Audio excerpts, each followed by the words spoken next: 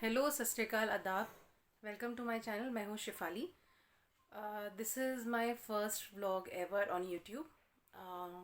ये मेरी यूट्यूब की शुरुआत है। मैंने सोचा क्यों ना हम यूट्यूब को स्टार्ट करें एक अच्छे कॉज से। तो क्योंकि हम सभी को पता है कि कोरोना पूरी कंट्री में वर्ल्ड वाइड फैला हुआ है। अब तो इनफैक्ट वैक्सीन आ गई है, बट स्टिल अभी स्टिल लोग हैं जो सफ़र कर रहे हैं, परेशान हैं और उन घबराते हैं इस चीज़ से। तो of course this is a cause to be worried, but मैं चाहती थी कि मैं कोई ऐसी वीडियो से स्टार्ट करूं जो लोगों के लिए हेल्पफुल हो, मैं हेल्प कर पाऊं। तो इसीलिए मैं एक एक्सपीरियंस के साथ आई हूँ। ये मेरा नहीं, luckily I am still saved from this, but मेरे बहुत ही क्लोज़ मेरे कज़न, उनका एक्सपीरियंस है जो मुझे 100% पता है और मैं शेयर करना चाहती हूँ, जिससे कि बाकी लोगों के इसको इससे हेल्प मिले। तो ये है बात, ये किस तरीके से शुरू हुआ। मेरे कज़न को first of this year which is 1 जनवरी 2021 को शाम को फीवर आता है 103 102 के बीच। और आई डोंट नो, कहते हैं इनर इंट्यूशन हो जाती है इंसान को। तो वही सोचते हुए उन्हें भी शायद कहीं से इनर इंट्यूशन हुई। और and he has a good family, he is blessed with 2 kids, his wife and parents. तो जैसे ही उन्हें फ़ीवर आया, उन्होंने अपने आप को आइसोलेट कर लिया, ये सोचते हुए कि कहीं 1% ये कोविड हो सकता है। आइसोलेट करना एक बहुत अच्छा उनका डिसीजन था। तो उन्होंने ऑफ कोर्स वेट किया। आम तौर से हम सभी के घर में पीसीएम होती है और हमें कभी भी फीवर आता है स्ट्रेस से, थकावट से, तो हम अक्सर वही ले लेते हैं और हम ठीक हो जाते हैं।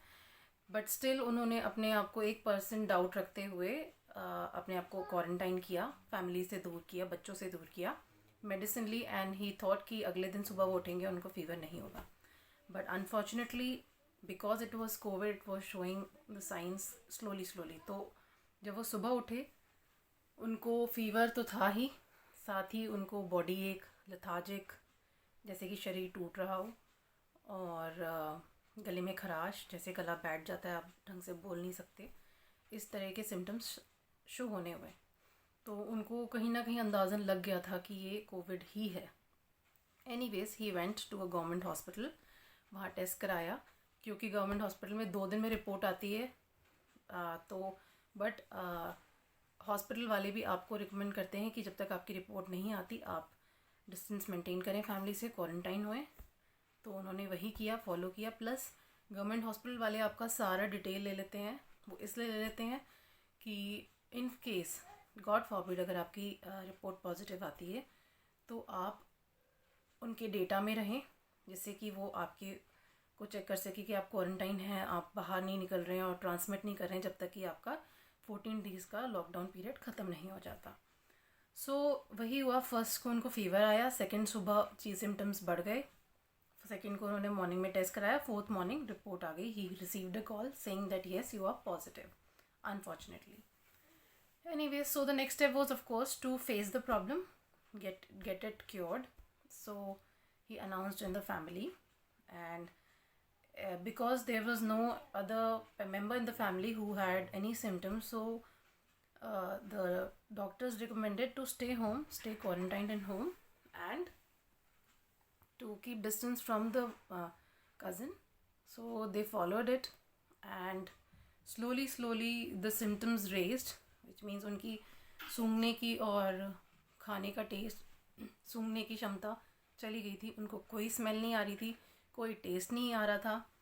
तो धीरे धीरे, और मतलब किसी चीज़ को आप बिल्कुल, कहते हैं ना कि आप बेस्वाद हो जाते हो, बिल्कुल आपको कोई भी स्ट्रॉन्ग से स्ट्रॉन्ग स्मेल, जैसे कि गार्लिक हो गया, परफ्यूम हो गया, आपको कुछ नहीं स्मेल होता, कुछ नहीं समझ आता आप क्या खा रहे हो और क्या सूंघ रहे हो। सो ऑफ कोर्स ये कोविड के सिम्टम्स थे, कोविड के साइंस थे। एंड उनका जो कोविड था वो माइल्ड टू मॉडरेट था, not severe, not mild, moderate था। तो दूसरे तीसरे दिन सीवियर होते रहे सिम्टम, फीवर रोज़ आ रहा था। ऑलमोस्ट ये सिम्टम्स माइल्ड से थोड़े थोड़े बढ़ते गए, गला काफ़ी ज़्यादा ख़राब हो गया और सांस लेने में हल्की फुल्की दिक्कत। बट जो डॉक्टर्स ने बोला था, उन्होंने रिकमेंड किया था पीसीएम। एक गले की खांसी की जो नॉर्मल मेडिसिन होती है वो, और हमें कोई एंटीबायोटिक उन्होंने रिकमेंड नहीं करी थी। उन्हें लगा कि अपने आप फीवर टूट जाएगा।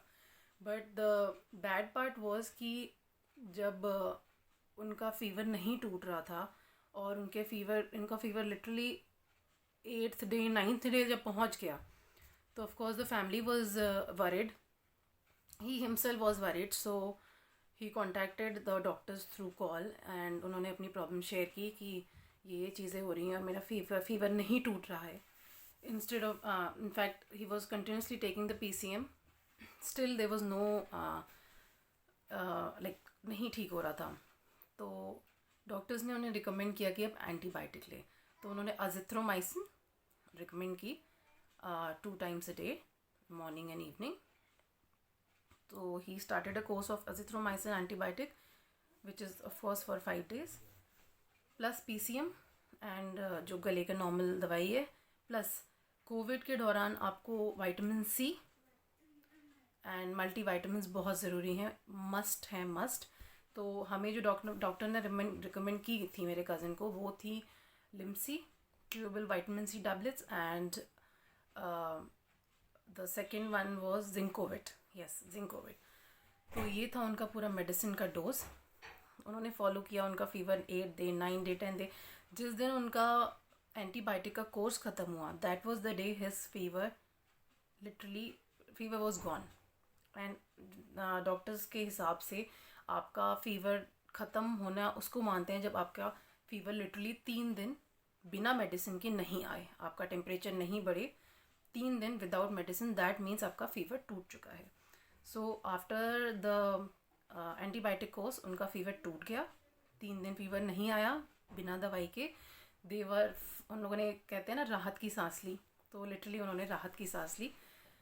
और बट बाकी सिम्टम्स स्टिल थे, जैसे कि गला ख़राब, बॉडी बहुत वीकनेस थी, बहुत ज़्यादा, मतलब आप बात भी करोगे तो आप फील कर सकते हो कि हाँ जी आपकी फ़िलहाल बॉडी में कोई दम नहीं है, कोई जान नहीं है। एनीवेज 14 days बाद डॉक्टर्स ने, जैसे उनको फर्स्ट को हुआ था, उनका टेस्ट पॉजिटिव आया 4th को, तो डॉक्टर ने उनको 4th से लेकर 20 तक क्वारंटाइन किया था। 14 days वैसे भी करते हैं, प्लस 3-4 days एक्स्ट्रा की कोई चांस ना हो। तो 20th तक, जब तक मतलब उनका क्वारंटाइन टाइम ख़त्म हुआ, उनका वो ऑफकोर्स कोविड ख़त्म हो गया, पर ख़त्म होना मतलब आपका फ़ीवर उतर गया है, आपको फ़ीवर नहीं है, फ़ीवर प्रोलॉन्ग नहीं है, आपका वो 14 days का साइकिल ख़त्म हो गया है, आपकी बॉडी में पेन रहेगा, आपका गला ख़राब रहेगा जिनको ये सिम्टम्स हैं, आपको खांसी रहेगी, कंजेशन रहेगा, ये सारे पोस्ट सिम्टम्स चलते रहेंगे, ये इतनी जल्दी नहीं जाते। बट हाँ, आप इन्फेक्शन नहीं ट्रांसमिट कर सकते हो, आप दूसरों को इन्फेक्शन नहीं दे सकते, और आपको फ़ीवर नहीं होगा। हाँ, ऐसा होता है कभी कई बार कि आपका दिन में टेम्परेचर अगर 97 है तो रात को 98 हो सकता है, दैट इज़ पॉसिबल, वो एक पोस्ट सिम्टम मान लीजिए आप कोविड का। तो same happen with my cousin. और बस फिर 14 days की साइकिल के बाद उनका पोस्ट सिम्टम्स रहे, जैसे कि उनको खांसी रही और उनको कंजेशन बहुत ज़्यादा था। इनफैक्ट ये ठीक होने के बाद भी, कोविड की साइकिल ख़त्म होने के बाद भी उनका कंजेशन बढ़ रहा था, उनको कफ बढ़ रहा था, बहुत ज़्यादा खांसी थी, जिसे बोलते हैं सूखी खांसी, वो बहुत ज़्यादा थी। It took an average of like a month और सो जहाँ उनको आराम पड़ा। उनको इतनी खांसी होती थी कि उनकी पूरी चेस्ट पेन होती थी, उनको इतना भी ये तक था कि कहीं कोई पोस्ट सिम्टम या कोई इन्फेक्शन या फिर कोई डैमेज ना हो गया बॉडी में। तो doctor recommended to go for an X-ray, तो उन्होंने एक्सरे भी कराया विच वॉज टचवुड नॉर्मल, क्योंकि कोविड में कई बार चांस होता है कि आपको निमोनिया भी हो सकता है। तो उस एंड डॉक्टर आपको रेगुलर बोलेंगे आप अपना ऑक्सीजन लेवल चेक करिए, पल्स चेक करिए। तो ऑक्सीमीटर आता है, वो आप अपने फिंगर में लगाते हैं और अपना रेगुलर उसको आप चेक करते हैं।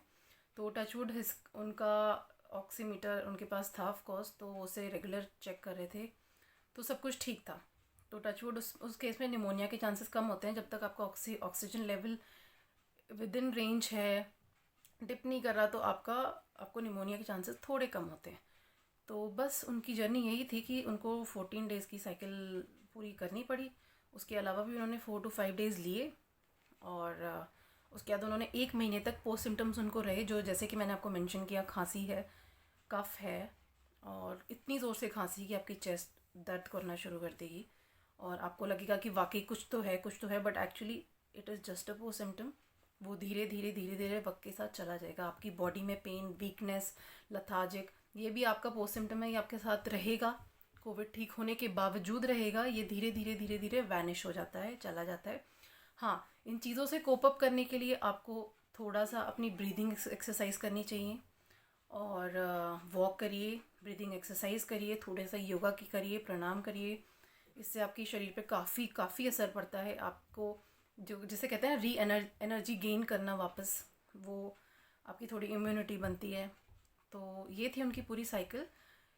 काफ़ी मतलब ये जो बीमारी है ये आपको थोड़ा सा तोड़ देती है। आपके कहते हैं ना कि आपको अंदर से एक घबराहट सी होती है कि मुझे क्या हो गया, क्या कैसे होगा, क्या होगा।